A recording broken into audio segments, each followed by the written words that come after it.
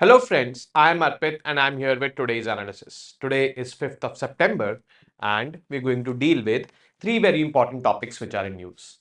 The first is PM Modi's visit to Brunei. Brunei, which is a country part of ASEAN, is very much important for India from its Act East policy perspective as well as its Indo-Pacific vision. This is the first time ever an Indian Prime Minister has visited Brunei on a bilateral visit. This visit also signifies that the Indian Prime Minister intends to touch the untouched lands. This will definitely help India to gather new markets as well as gather support for itself in the multilateral institutions like the UN. Next is why oil prices remain subdued. Oil prices are hovering somewhere around $80 a barrel. Well, this is not a historic low, but yes, this is a low. There are multiple reasons behind that. Geopolitical conflicts in countries like Libya, the excess supply of oil in the global markets, which has led to its prices being subdued, a shift towards EVs, particularly from countries like China, where the maximum demand came from. So these factors have remained, and the oil crisis is there kind of. Well, countries like India, who import more than 85% of their crude oil, can benefit out of this situation. Next is India's oil imports from Russia. February 2022, Russia was the eighth largest supplier of oil to India. Cut short to June 2022, Russia became the third largest oil supplier to India. Cut short to July 2022, Russia became the largest oil supplier to India. And since July 2022, Russia has remained the largest oil supplier to India. We got Russian oil on discount. That is why it was there, and Indians love discount. So, this is the situation. But yes, in August, we saw a slight dip from I would say, oil coming from Russia. A 14.5% dip was there. We are currently importing 1.8 million barrels per day from Russia. There are multiple reasons behind that. Among them are number one, the refineries over here in India are undergoing maintenance, and number two is there is less oil with Russia to export to India. That is also one such reason. So, what is going to be the future? Very difficult to predict right now. But yes, once the maintenance work is back on track, then our oil imports from Russia will seek to improve. Then it depends on Russia whether it has oil to give us or not. Now let's get started. The first topic, Prime Minister Modi visiting Brunei. Brunei is a small country in the ASEAN region. Brunei basically holds importance for India from its cultural similarities point of view, economic, I would say, integration point of view, and strategic integration point of view. Strategic integration, it is part of Act East policy, and Indo-Pacific vision also can be pursued by collaborating with Brunei. Economic though is always there.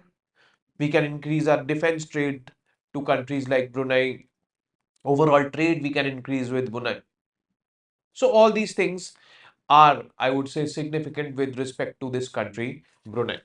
So Prime Minister Narendra Modi began a landmark two-day visit to Brunei Darussalam on September 3, 2024.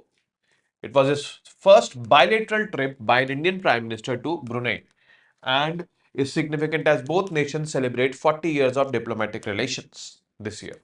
The key highlights of this visit: arrival and welcome. September 3rd, 2024 was the arrival. PM Modi arrived at Bandar Seri Begawan Airport and was warmly received by Sultan Haji Hassanlal Bolkiah and Crown Prince Al Mutahidi Billah. Significance is historic as it marks the first bilateral trip by an Indian Prime Minister to Brunei. Objectives of this visit: what are going to be the focus areas?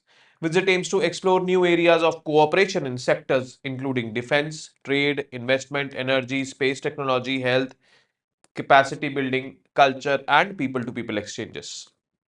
Diplomatic engagements: PM Modi will meet Sultan Haji Hassanlal Bolkiah and other members of the Brunei royal family to deepen bilateral relations.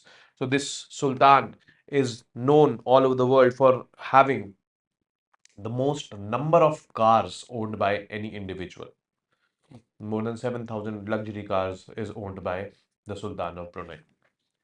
But anyways, coming back to this historical connect between India and Brunei. Past interactions, Modi and Brunei Sultan first met in 2014 during the ASEAN summit in Naypyidaw and again in Manila in 2017. So this is not the first time they are meeting with each other.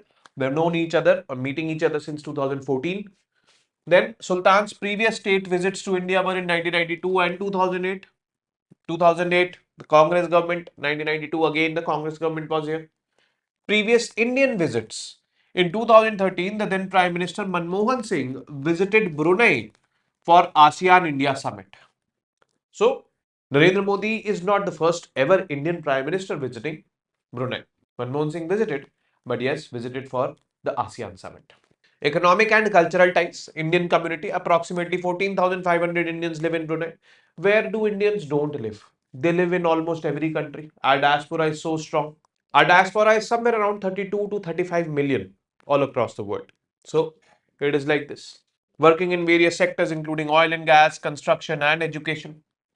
Defense cooperation. Indian naval and coast guard ships have regularly visited Brunei and Indian defense companies participated in a recent defense industry exposition in Brunei. So is it pointing towards increasing defense trade between India and Brunei? India will be exporting defense products to Brunei. And this was the talk of this meeting also this time. Diplomatic significance. The 40th anniversary. The visit coincides with the 40th anniversary of the diplomatic relations between India and Brunei. So 40 years ago, that is in 1984, our diplomatic relations were established probably. And support for Indian policies. Look East policy. Look East now does not exist. It has been replaced by Act East. Look East policy was launched by the PV Narasimha Rao government in 1992, aiming to integrate with the ASEAN region economically and culturally. Whereas Act East was launched by the Narendra Modi government in 2014, upgraded version of Look East, integrated with ASEAN, East Asia, Australia, New Zealand. So the horizon was broadened, sorry, and integrate with this entire region, East Asia, ASEAN, and Australia, New Zealand, culturally, economically, and strategically. This was added. So, for that, this is Brunei. You can see it is there, a small country in the ASEAN region. There are 10 countries in the ASEAN grouping, Southeast Asia, that is, and the very, I would say, strategic Strait of Malacca is over here. Now, from here, the Indian Prime Minister will be traveling to Singapore. Now, he is today in Singapore. Overall analysis, bilateral relations, the visit to Brunei emphasizes India's commitment to strengthening ties with ASEAN nations and advancing cooperation in various sectors. Strategic importance, visit aligns with India's Act East policy and the Indo-Pacific vision, reinforcing India's strategic partnership in the region. And strategic partnership is important because of China's malified intentions which are there in this region. Then diplomatic strategy, Modi's engagement reflect a multifaceted approach, combining high-level diplomatic meetings with cultural and community interactions. So this Prime Minister of India is known for retail diplomacy. Retail diplomacy is basically when a leader is meeting with the members of the common public on foreign land. So he's always into all this. So this was the key highlights about this visit. Next is why oil prices have remained subdued.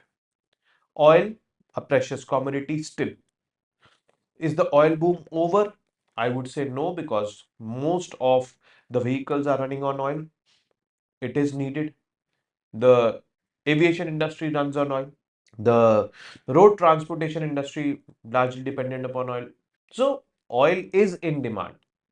But yes, if the demand is surpassed by the supply, obviously oil prices or prices of any commodity will not rise, they will fall.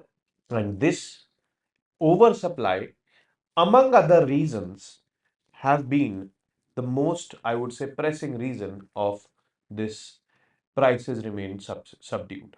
Well, it is in favor of India because India imports more than 85% of its oil. So recently oil prices have shown some volatility due to a political dispute in Libya. So that is also another, I would say, reason apart from oversupply, political or geopolitical conflicts, which has significantly curtailed countries' oil output. Now, on early Friday, Brent crude oil futures were priced slightly over $80 per barrel, marking a 5% increase from a week earlier.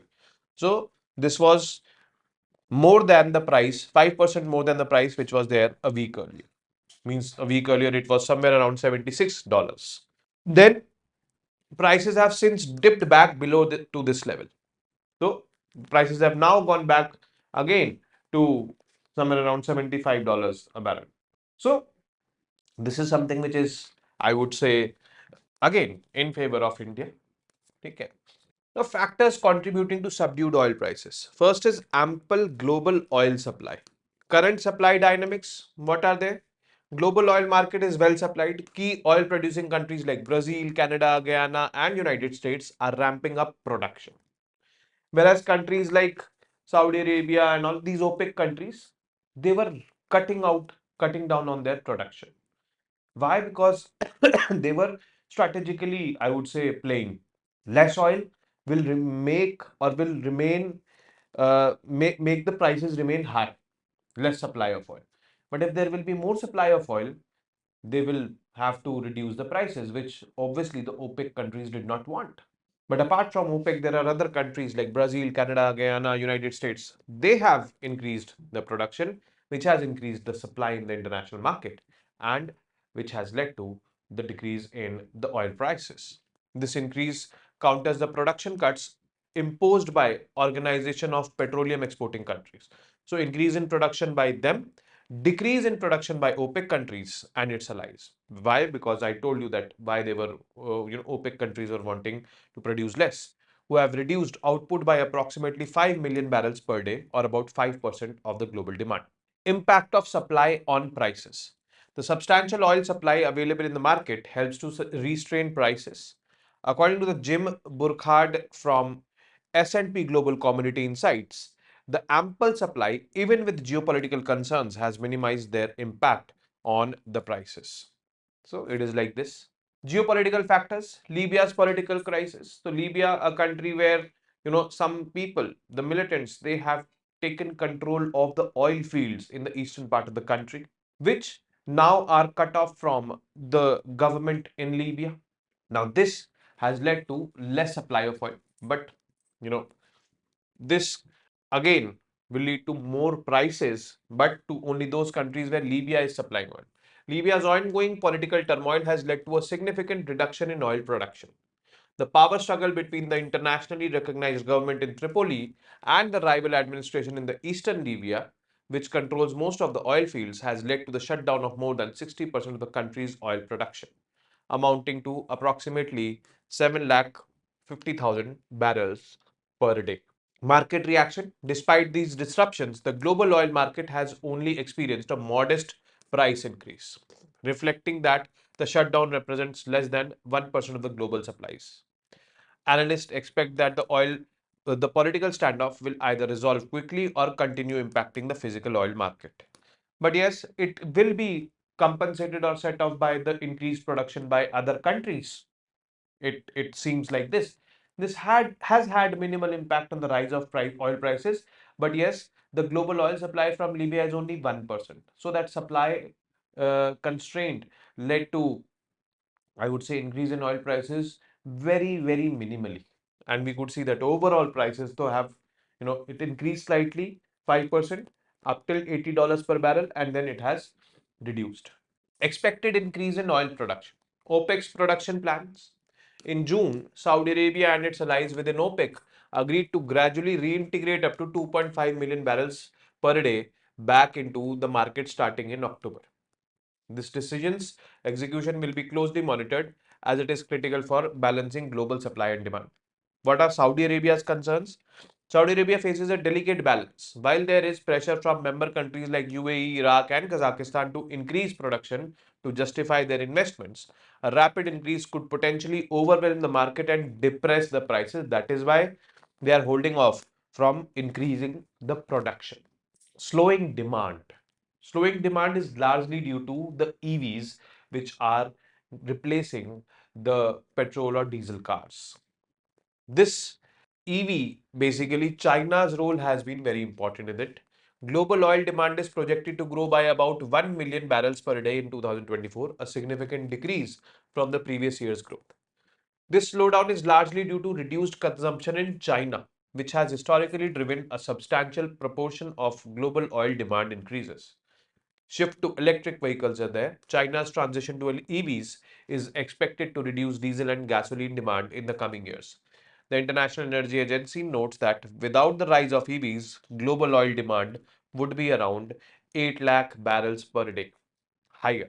So, this shift to EVs is obviously reducing this demand. Now, the third, I would say, topic is India's oil imports from Russia. So, you can see here, Russia is the country which is the highest oil supplier to India, followed by Iraq and then Saudi Arabia.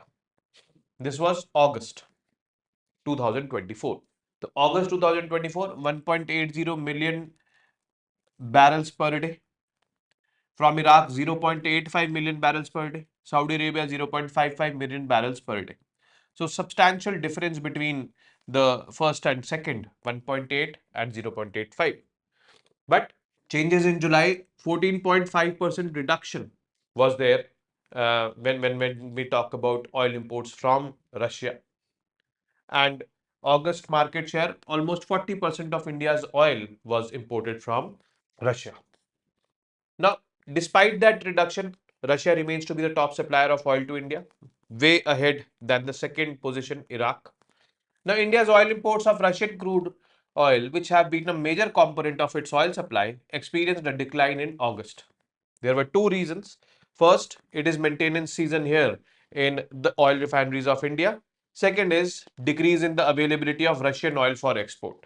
So, there is less availability of oil in Russia for export to India. That is also one such reason. And second is this oil refinery maintenance in India. Now, the oil import in numbers, if I talk about in India, August data, India's imports of Russian oil fell by 14.5% in August, reaching 1.80 million barrels per day. This drop was a result of both lower demand and reduced availability of Russian crude for export. We've seen that. Despite the decline, Russian oil still constituted 39.9% of its total crude oil imports for the month. We've seen this. Overall oil imports, India's total crude oil imports also saw a decline of 0.32 million barrels per day, settling at 4.52 million barrels per day for August. India is the third largest importer of oil in the world, or the consumer of oil in the world. Expected trend in the coming months. September outlook. Oil imports, including those from Russia, are expected to remain subdued in September due to refinery maintenance shutdowns. However, imports are projected to recover in October as refining capacity returns to normal levels and the festival season drives up fuel demand in India. Festival season means Diwali and all will be here. Future production. Russia is also expected to experience its own period of refinery maintenance, which may impact oil availability. Nevertheless, oil imports from Russia are likely to increase again in October, contingent upon the outcome of these maintenance activities. So, October, the things will be back to normal. September, it will remain subdued. It is like this. Changes in supply from other sources. Iraq, India's imports from Iraq, the second largest oil supplier, increased by 6.7% sequentially to 0.85 million barrels per day in August. Iraq's market share of India's oil imports rose to 18.8% in August from 16.5% in July. Saudi Arabia, converse or the reverse happened. Oil imports from Saudi Arabia declined by 16.6% sequentially to 0.55 million barrels per day. Saudi Arabia's market share decreased to 12.2% from 13.7% in July. Decline is partly due to the higher cost of Saudi crude compared to Russian and Iraqi oil. So Russian oil is the cheapest for India, followed by Iraqi and then Saudi. Historical context and price sensitivity. Historical suppliers. Prior to Ukraine conflict, Iraq and Saudi Arabia were the top suppliers of crude oil to India. But yes, with this Russia-Ukraine conflict, Russia offering discounted crude definitely made it the top supplier of oil to India. The crude oil which we get from Russia is the Urals crude because Ural mountains are there. So on that name, it is there.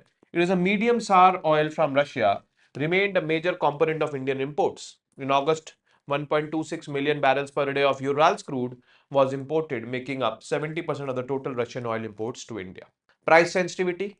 India, as the world's third largest consumer of crude oil, with an import dependency exceeding 85%, remains highly sensitive to oil prices. Despite shrinking discounts on Russian crude, the discounts have shrunk. Indian refiners continue to buy Russian oil due to the overall cost benefits associated with this. One of the cost benefit is rupee ruble trade for settling the payments of Russian crude oil coming into India. So this is what we need to understand with respect to the oil prices, oil trade dynamics all across the world, specifically India. Now coming on to the MCQs. First is consider the following statements and mark the correct one. PM Modi is the first ever PM of India to visit Brunei. The visit of PM Modi will impact India's Act East policy. Only one, only two, both one and two, neither one nor two. You have to answer this. Second, consider the following statements and mark how many of them are correct. Brunei and India established diplomatic relations in 1984. Brunei is important for India from its Indo-Pacific vision point of view. Third is Brunei is a member of or member country of ASEAN.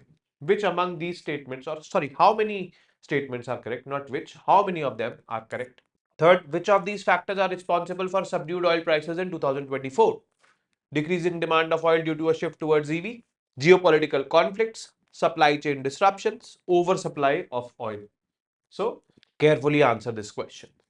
Which country has been India's top supplier of oil in 2023-24? This is relatively a very simple question. I'm not going into the options as well. And the last question is, consider the following statements and mark the correct one. Saudi crude oil is costlier than Iraqi crude oil imports for India. India's less than 80% of petroleum consumption is imported. Only one, only two, both one and two, neither one nor two. Again, carefully answer this question. Now, yesterday's MCQs.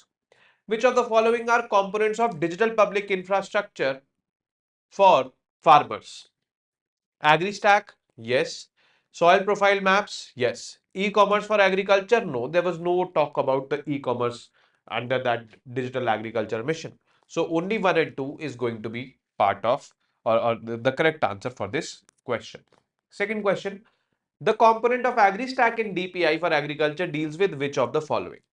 Giving a digital identity to the farmers. Yes, every farmer will have that digital identity. Digital mapping of land records. Yes. Digital survey of crop planting. Yes. So all of the above are the correct answer for this particular question. Third, consider the following statements and mark the correct one. Digital agri mission is completely funded by the center. This statement is wrong. Some amount has to be given by the state governments also. Like 2817 crore rupees is the total outlay, out of which 1900 crores are being borne by the center and the rest has to be borne by the states and the UTs. We explicitly discussed this, so this statement is wrong. The digital agri mission aims to improve soil health among other things. Yes, among other things also it aims to improve like productivity, service delivery and all. And soil health is also there because we are mapping digitally the soil health profile of the soils in this mission. So this statement is correct. For such kind of statements, you need to understand that soil health, though it is doing, but apart from soil health, it is also aiming at improving other things. Both these things you should know. Then only you should go for answering these kind of questions because UPSC tests you at this level as well. That is why I purposely put this among other things in this question. Consider the following statements with respect to semiconductor chip manufacturing plants and mark the correct one. Semiconductor chip fabrication plants are more complex than assembly plants. Yes, this is true. Tata has invested in both fabrication plants and assembly plants. Tata Group has invested in a semiconductor fabrication plant. This is also true. So both is there. And the last question, which of the following can be considered as advantages of domestic semiconductor chip manufacturing? Atmanirbharta definitely will be achieved because we are currently dependent upon countries like China for our semiconductor chip supply. Economic development, definitely it will lead to generation of jobs over here, then contribution in the GDP. The overall economic development definitely will happen. Strategic autonomy will also be achieved because our dependency on other countries will reduce. we will be able to manufacture it and we will be able to export it apart from domestic consumption. So all of the above are the correct answer or is the correct answer for this particular question. Now, with this, we come to an end of today's session. I will be seeing you tomorrow now with more such informative news pieces. Till then, you guys very well know what to do. Keep studying, keep reading, keep writing, and most importantly, keep revising. Keep watching the videos, keep attempting the questions. Namaste, Jai Hind.